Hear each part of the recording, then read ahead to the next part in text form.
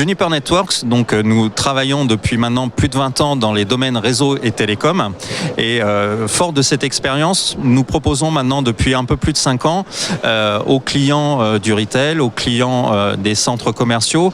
des solutions basées sur de l'intelligence artificielle que nous avons développée et qui va être mise en œuvre grâce à des réseaux Wi-Fi intelligents ou à des réseaux d'infrastructures réseau dits intelligents. Alors, comment ça se matérialise, comment ça se contractualise un petit peu avec ces clients-là? Pour donner un exemple précis d'une réalisation récente, donc nous avons permis à un centre commercial, grâce à une installation Wi-Fi, de pouvoir mesurer très précisément et très finement quel est son visitorat, quels sont les pics de trafic et quels vont être l'impact dans le terme de visitorat aussi et de gestion de trafic, d'animation qu'ils vont être capables de faire au niveau de leurs centres commerciaux. Donc on a pu monitorer ou en tout cas mesurer de manière assez précise cet impact et on a vu qu'effectivement lors de la manifestation il y a eu une croissance de plus de 20% du trafic de visiteurs, ce qui a permis après aux enseignes qui étaient proches de cette animation de pouvoir bénéficier de ce trafic. Donc ça c'est juste effectivement une application, mais derrière on peut aller encore beaucoup plus loin avec ce système d'intelligence artificielle. Au-delà de ça, chez Juniper, nous faisons, comme je l'ai dit depuis plus de 20 ans, des réseaux d'infrastructures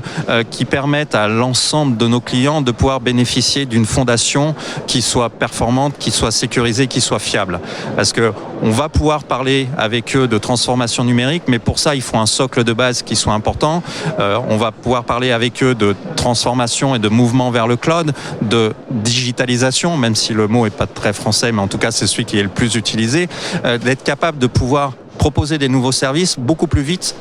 d'une manière beaucoup plus efficace et en toute connaissance de cause. Et en toute connaissance de cause, c'est justement là où l'intelligence artificielle va pouvoir aider les directions informatiques, les directions métiers, les directions marketing à pouvoir cibler très précisément l'impact d'un nouveau service. Il est important de pouvoir mesurer ces nouveaux services, leurs efficacités, avant de pouvoir les déployer massivement. Donc c'est vraiment en ça que nous les aidons, leur mettre à disposition des outils qui vont les aider à prendre des décisions très vite, basées sur des critères qui sont extrêmement précis et qui sont les leurs. Donc quand on se projette un petit peu plus loin dans l'avenir, l'importance de ces outils va être primordiale. Si on regarde, on parle d'intelligence artificielle associée au réseau depuis maintenant 3-4 ans, ça va devenir quasiment le monopole de cette discussion dans les 10 prochaines années,